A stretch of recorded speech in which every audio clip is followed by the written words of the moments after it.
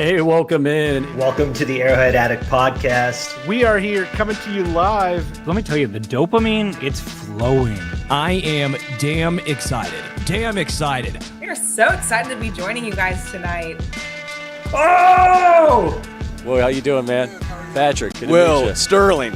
Yeah. Super Bowl champion, two-time Pro Bowler, and Trent Green.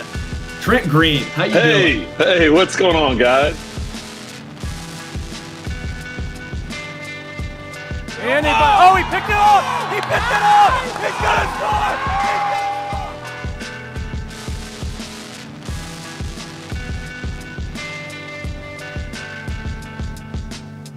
And we'll see you next week. But until then, as always, go Chiefs.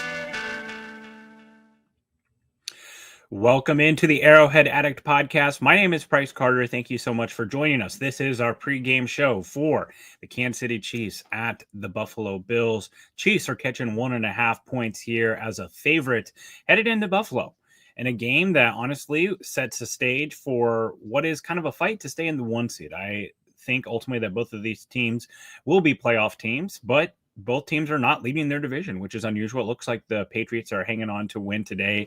We'll get some score updates, hopefully, from the chats here. Although I will say Falcons just 23-24, 1 point behind the Patriots. That could be a little tighter than we were expecting. Broncos and Texans tied at 15. Does look like the Colts are going to lose to the Steelers 27-10 right now with 6:10 left in the fourth quarter. We'll keep an eye on all those games, and we'll talk about all the key things in this game too. If you haven't already, go ahead and like and share this video. This is the best pregame show out there, powered by Chiefs fans like yourselves. So hop in the chat, share your thoughts. Let's get to the key inactives for this game here. This is significant for several reasons. First off, for the Bills, and I think this is where part of the biggest story lies, the inactives are significant. Joshua Palmer, their big free agent wide receiver addition this year. He's been one of their go-to guys for a wide receiver core that, by the way, has struggled quite a bit this year. So the Bills, you're looking at your wide receiver down the field going to be Keon Coleman, Elijah Moore, Ty Johnson, the running back, Tyler Shavers, and Curtis Samuel. That's your wide receiver core headed into this game if you're the Bills. Certainly not something to write home about. A major matchup with the Chiefs defensive secondary. Teron Johnson, the cornerback, probably their best defender in the secondary. He is also out for this game. Shaq Thompson, the linebacker, he's inactive. That guy had started playing a little bit more here lately and will be inactive again. Brandon Cordington, he's a depth piece. Chase Lunt is a depth piece, the tackle. Another significant one, Daquan Jones, one of their run-stuffing defensive tackles. And that's also significant because the Bills lost probably their best defensive player this year, Ed Oliver, who is already on IR and will not play in this game. He's probably the best player on that defense, and he will be out as well, including rookie Landon Jackson. He is inactive for the Bills this week. For the Chiefs, also noteworthy here, too, a couple of injuries that have cropped up. As expected, Josh Simmons will not be playing in this game. Additionally, Christian Fulton, another healthy scratch for him. Isaiah Pacheco, it was pretty much known all along that he was not going to be playing in this game. He's inactive. Jalen Royals inactive. We talked about that last week. Jared Wiley still inactive. This one's a little bit of a head scratcher. Elijah Mitchell inactive with Isaiah Pacheco inactive. The Chiefs choose to elevate C.J. Hansen from the practice squad. He is inactive as well. And then they choose to activate Clyde Edwards-Helaire, who is active today. So he is the third running back. He'll be wearing number 26 for the team today. Elijah Mitchell. What is it that you'd say you do here? You cannot use the excuse of, well, he just doesn't know the running back. He doesn't know the playbook. He has been in Kansas City longer than Clyde Edwards-Helaire has been this season, just to clarify. He was one of the first free agents signed by this team and was healthy for all of camp. Why is he inactive and Clyde Edwards-Helaire is getting the call up? I have no clue. At this point, you'd just probably rather have the roster spot than anything, but your third running back is Clyde Edwards-Helaire. The only thing I'll say about Clyde is he is kind of a locker room guy. He's beloved by his teammates, and I will say he's had some big runs against Buffalo, so maybe there's something to that. We will see. He's had some of his best games against Buffalo. So obviously Jalen Moore is going to be getting the start at left tackle again today. You feel pretty good about that matchup with the defensive line of the Bills. They are an average defensive line pass rush wise, but without Ed Oliver, without Daquan Jones, that certainly does not help their cause. Going into this, for the weather, out in beautiful Orchard Park, it is perfect football weather. It is currently 54 degrees in Orchard Park, going to range between 53 with a low of 45 by the time the game wraps at about 7 p.m. Winds northwest 5 miles per hour, so not a whole lot there. We were talking about the secondary and Teron Johnson not suiting up in this game. Here's what the Buffalo Bills are going to be running out there in the secondary. Christian Brentford at left cornerback. Jordan Poyer at safety. Cole Bishop, the free safety. Tre'Davious White and Maxwell Harrison, who's getting his 13th snap. When he takes this game, it'll be his 13th NFL snap. He just came off IR. He missed most of the early season due to an injury. So the secondary is there to be tested. Now, we'll get into some of the stats here, but one of the things that kind of surprised me a little bit talking about the Bills is my perception and the reality of this Bills team were much different. Every time I feel like I've watched this Buffalo team, their defense has been taken advantage of. However, when you look at the stats, those don't really line up. The Buffalo Bills come in to this game 5-2. They're second in the AFC East. Sean McDermott's their head coach. Offensive coordinator Joe Brady, who's gotten some buzz as a head coaching candidate, even potentially going back to the college ranks with the LSU job open. And defensive corner Bobby Babich. McDermott is calling the defensive plays. Obviously, quarterback Josh Allen. Clearly, he is the headliner of this game, along with Patrick Mahomes. This is their 10th overall time meeting between the two in the regular season and the playoffs. Mahomes has 5 wins to Allen's 4 wins. Mahomes 303 yards per game to Allen's 309 yards per game. Mahomes has 22 touchdowns to Allen's 24 touchdowns. And surprisingly enough, Josh Allen's been a little bit better at limiting the turnovers than Patrick Mahomes. 5 giveaways to Mahomes' 9. It will be interesting to see. This quarterback duel always seems to come down to a one-possession game. We'll see how it plays out. For the Bills offense, when they have the ball, they are 8th in yards, 7th in points. Offensive DVOA of 9th. Total team DVOA is 9th. Offensive DVOA, they are 4th. They rank 4th in EPA per plus and per play, and this is significant. They rank 1st in the NFL in rush yards. They are the only offense going into this week of football that have attempted to run the ball more than throw the ball. They rank 2nd in EPA per rush, 21st, in pass yards, 8th in EPA per dropback, and Josh Allen comes into this game with PFF rating of 6th amongst quarterbacks. Look, with the Bills offense, they want to run the ball. James Cook has been their best offensive player, which is saying something because they have the reigning MVP. They are a team, and one of the things that has really helped their run offense is in years past, they have run a ton of 6 offensive lineman sets. A guy that has been really, really key to this Bills offense has been Jackson Hawes, a rookie 5th round pick. He can block his ass off. He will play a lot. And the reason why that's significant is he's certainly going to be a better option to catch a pass than an offensive lineman. Alec Anderson was the guy that they'd put out there a lot. He isn't a game breaker, but he can block his rocks off and still catch the rock. So that is significant. I think if you're the Chiefs, as crazy as this sounds, you make Josh Allen and these wide receivers beat you. Again, we highlighted it. There's no Joshua Palmer in this game. So the wide receiver core, Tyrell Shavers, Keon Coleman, Curtis Samuel, Khalil Shakir, and Elijah Moore. That does not scare you. Trent McDuffie, get him manned up on Khalil Shakir, their best wide receiver, and I'll take my chances with Keon Coleman against Jalen Watson and whoever Noel Williams is on. And also, I think the safeties are playing much better. I do not need to see Shamari Connor running behind Khalil Shakir. I do think if we're talking about the passing game here for the Bills, though, Dalton Kincaid and Dawson Knox are certainly going to be probably, honestly, the leading target getters. Kincaid is a former first-round pick. He has had kind of an up-and-down career so far. This year, though, he has kind of started to realize some of that potential that made him a first-round pick. He missed a couple of games due to injury. He's got 21 receptions for 310 yards. That's 14.8 yards per catch and 3 touchdowns. That will be a matchup with Leo Chenal, with Nick Bolton, with Drew Tranquill that they will try to target. They frequently do try to take advantage of the middle linebackers in the middle of the field. Speaking of that, something that's been kind of unique about this Bills passing attack is you think about, James Cook being their best weapon. He has the running backs just in general have not caught anything this year. James Cook this year, let's see, how many catches does he have? He has 12 catches on the year for 89 yards. He's only caught 4 passes in his last 3 games, though. Ray Davis, 3 catches. Ty Johnson, 2 catches. Ty Johnson is a good football player. He's a guy that I kind of liked as a potential target before the Bills re-signed him to an RFA tender to be a third down back in Kansas City, kind of in that Jerick McKinnon role. So you have to come into this game and stopping the run. This is one of those games, man, like I would put people down in the box and make them throw over the top of me. Prove to me that you can do it.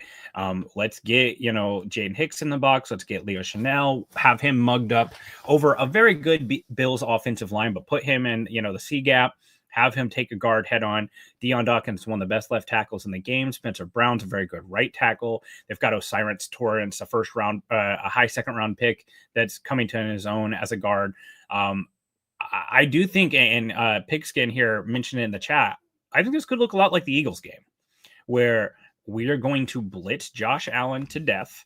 We're going to try some run blitzes, and we're going to make you try to, because ultimately, here's the thing. When you get into those situations where you are being blitzed, your playmakers have to win quickly. And I don't see that here. Now, here's what I will say about Josh Allen. Let's take a look at his stats against the blitz versus not against the blitz. So Josh Allen, obviously, like good quarterbacks, they're good all the time, right? Josh Allen against the blitz, 35 completions for 558 yards, 4 touchdowns, 1 interception with a 106.5 passer rating, 9.5 yards per an attempt, and a 0.23 EPA per drop back. Now, when there's no blitz for Josh Allen, that goes to 12 touchdowns, 4 interceptions, 103.6, and a 1.9 EPA per drop back. So he's better against the blitz than he is without the blitz. So that's something you got to keep in mind there too, is like he knows when he's hot and he's got the arm talent to make it from any platform. But yes, I do think that like the Chiefs are going, especially like without Josh Palmer, I do think that there's a good chance here that the Chiefs are going to heat up Allen. On the other side of the ball, this is where I think the biggest advantage is for the Chiefs in this game, and it's the defense. The Bills defense. Again, like I said, I came into this expecting to find that the Bills defense was just putrid in every way, because I feel like that's how they've looked most of the time. I see them on my television, but they're actually doing pretty well statistically. They're 6th in yards, 6th in points. They rank 20th, though, in DVOA defensively, 11th in EPA per play, 26th in yards allowed. That's one of those things that you wish the Chiefs just were a little bit more poised to take advantage of. I do think that Kareem Hunt has looked like a better version of himself. I think, honestly, Isaiah Pacheco was starting to round into form a little bit too before that injury. Who knows what he's going to look like when he comes back. But unfortunately, that is just not something that they might be able to take great advantage of in this game. A couple of game updates for you. Broncos and Texans still tied, 4:53 left in that game, 15-15 all there. Patriots do end up holding off against the Falcons, 24-3. Chargers final over the Titans, 27-20. Significant, though, in that game. Left tackle Joe Alt left that game, carted off again. Feel for him, son of a former Kansas City Chiefs tackle John Alt. They have looked like a different team when he is off the field. Obviously, Rashawn Slater, the original left tackle, also out for the season. So we'll be interesting to see there. The Panthers beat the Packers in a surprising game. They lose Tucker Kraft and Matthew Golden in that game. Packers are a hot, cold team all the time. We've still got the Steelers leading the Colts by 10 with 2:35 left in the fourth. So it looks like they will hold off there. Back to the Bills defense, though. Here's where this starts sticking out. We talked about the rush yards, 26th, EPA per rush, 19th. They're second in passing yards allowed. But let's head on over to that old Bills schedule and see who they have faced. They faced Lamar Jackson in that game, 41-40. That game was crazy. Then they face the Jets, who are a joke of a team as far as that goes, especially with the quarterback, Justin Fields. They faced Tua and the Miami Dolphins, which, by the way, it's not that the Dolphins were shut out in that game. They scored 21 points. Spencer Rattler, who's been benched against New Orleans. Drake May, they lose that game, 23 points allowed there. They allowed 24 points to Michael Penix. Michael Penix has been nothing but consistent. And then Andy Dalton, if you told me Andy Dalton was in on the schneid as far as the gambling, after watching him play in that game against the Bills, I'd believe it, because he looked like a man who did not want to be on that field and was doing anything he could to help them out. So they've not necessarily played a murderous row as a quarterback. So it'll be interesting to see what the Chiefs can take advantage of. Really, I mean, you talk about it. Teron Johnson being out in this game, where do most of the Chiefs' best weapons live? Out of the slot. That's Rashee Rice. I think that this is a huge Rashee Rice game, and I think that there's a lot of advantages to take advantage of. For the Chiefs, they come into this game 5-3, in the third in the AFC West on a tiebreaker between that head-to-head win by the Chargers. We'll see how the Chargers won today. We'll see how the Broncos fare in this tied game that they're in. The Chiefs offense is rolling. 4th in yards, 2nd in points, 2nd in offensive DVOA, 2nd in EPA per play, 8th in rush yards. The 8th in rush yards probably surprises you. The Chiefs actually are on pace this year for the first time since 2015. That was the season with Sharkandrick West and Spencer Ware and a little bit of Jamal Charles to rush as a team for 2,000 yards or more. Yes, you heard that right. The Chiefs are actually on pace to rush for 2,000 yards as a team. First time they've done that since 2015. That's been 10 years ago. The Royals were World Series champions back then. Kind of significant to see that. So the rushing offense might be a little bit better than we're giving it credit for. I've seen some Bills fans and some people in Bills Mafia kind of asking for the Bills to play a lot of man-to-man coverage. Typically, the Bills are a very zone-heavy team, and Mahomes has just shredded zone offenses all year long, or zone defenses all year long. That means that this could be a big Patrick Mahomes scramble game. Speaking of quarterback scrambles, Josh Allen, he's obviously a threat to scramble. He has scrambled 6.5 times, an average of 6.5 scrambles per game that he plays in against the Kansas City Chiefs. That just tells you how much this game means to them, that he really takes off in these games. So I think a quarterback spy is something that will be a must, and he is a absolute buffalo to take down out in the open field. He is, 6'5", 240 pounds. He's not an easy guy to tackle. After seeing some of the rush lanes and stuff that Marcus Mariota got away with last week, that's something to keep an eye on. Defensively for the Chiefs, they come into this game 9th in yards, 3rd in points, 9th in defensive DVOA, 5th in EPA per play, 15th in rush yards, which is certainly a good sign considering, hey, you're going against probably the best running back in the game right now, either him or Jonathan Taylor with James Cook. They add Mike Pennell to that run defense. I think he's an instant upgrade over Derek Nottie. He's still probably only going to play 12 to 14 snaps. But either way, I feel much better about them having Derek Nottie and Mike Pennell and Jerry Tillery along the interior in this game. As we mentioned, they like to run the ball. They're the only team that has run the ball more than they have passed it this season. The Chiefs rank 3rd in pass yards allowed, 2nd in EPA per dropback. That's huge. And 16th in sacks. Really with the Chiefs offense, like we talked about it, there's just a litany of weapons. I think if you're the Chiefs here, you have to test that secondary.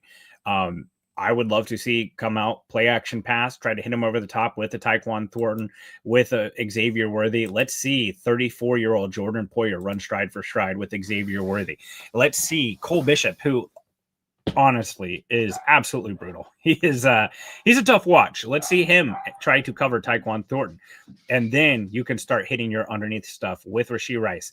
I saw a Next Gen stat post that basically the Bills safety play deeper than any safeties in the NFL.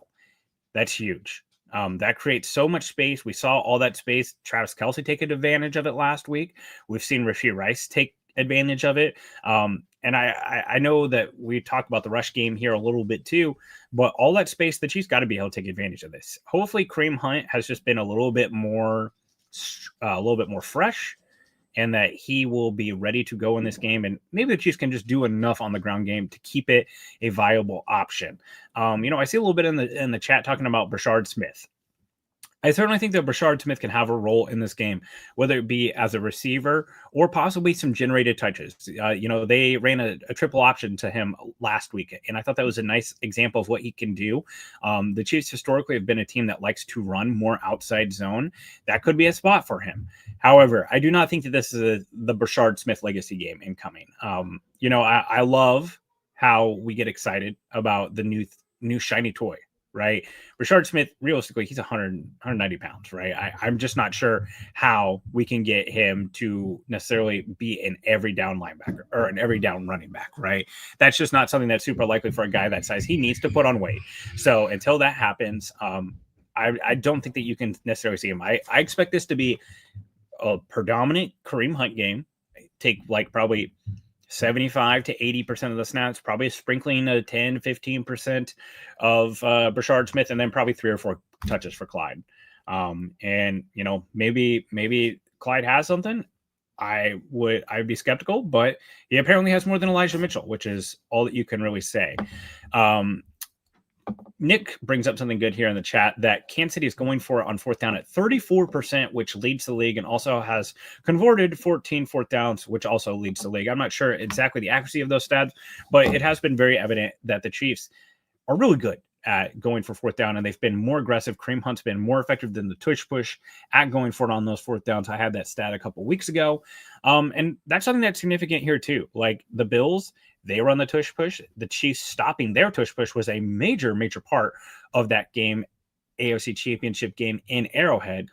The Chiefs, the Bills, and the way that they move the ball with Josh Allen, with James Cook, and their passing game, don't be surprised if this is one of those type of games where you look down and there's been 6 possessions and the 2-minute warning hits, because these teams both can basically manipulate the clock so well, manipulate first down so well. They are both efficient. We read the stat. Josh Allen has actually been better at mitigating turnovers in these games than Patrick Mahomes has been historically. Now we know when the playoffs come, that's where the Chiefs really up their level to another gear. Overall, though, man, I just keep coming back to the vibes in this game are so different than most of the time the Chiefs regular season. Usually it's the Chiefs kind of limping into these regular season games. They don't really have a ton of momentum. The Bills are hot and riding high. They're everyone's Super Bowl pick. And it really feels like this year that has changed. You know, most of the power polls have the Chiefs either at the top spot or really close to it. The Chiefs are hot. The Chiefs are healthy. The Bills are the team that are injured. The Bills are the team that people are a little bit down on. The Bills are the team that people are starting to wonder, like, hey, like, did this opportunity pass by them? Now, if you're a Chiefs fan, you almost wonder to yourself, like, well, do we want to win the regular season game? I wouldn't read too much into that. I wouldn't think that, because the Chiefs win the regular season game, they're destined to lose a playoff game against these two. All you can do if you're the Chiefs is try to make your path as easy as possible. That path is at Arrowhead. That path is with a bye week. I mean, Teron Johnson left the AFC Championship game with a concussion that he honestly probably shouldn't have been playing with to begin with the week prior. That was huge in that game. You start get Kyer Elam getting dusted by Juju Smith-Schuster. That's ultimately what led to the Bills losing that game. Getting the bye, getting games at Arrowhead, making it so you only have to play one of Josh Allen, not Joe Burrow, Josh Allen, Lamar Jackson, not Lamar Jackson, Joe Burrow. You know, that's how you get the gimme game where you had the Texans last year, which were a very flawed team, a good defense, but a flawed team. Or you get something like 41-year-old Aaron Rodgers and that defense coming into Arrowhead, and then you're in the AFC Championship game, and then you can play Josh Allen. So yes, I know that we've always managed to beat the Bills in the regular season, but I do think that overall, this is a game that the Chiefs, it's all in front of them. They really have an advantage here in this game, and I do think that they are poised to have a big game here. Looks like the Texans got to stop here. Still 15-15. They've got the ball on the 50-yard line. That's really the only game that's still pending that's relevant to the Chiefs. Vikings, J.J. McCarthy looking good in his return. Put up 27 on a Lions team that was rolling. Bengals are losing. What else is new? They gave up 41 to the Bears. I, for one, am shocked that a team that had a terrible defense drafted a couple of rookies in the 3rd and 4th round and brought in a different defensive coordinator somehow isn't better on defense. Just not surprising to me in the least bit. So let's get some score predictions in here. Get some predictions on what they think this game is finally going to be. I see Brian in the chat said that he thinks the Chiefs win 33, Bills 27. Let's see here. Get some other game predictions. For me, I'm going to go 31-24. And maybe that 24 is a little bit, by the way, I do think that the Chiefs get 30 points in this game.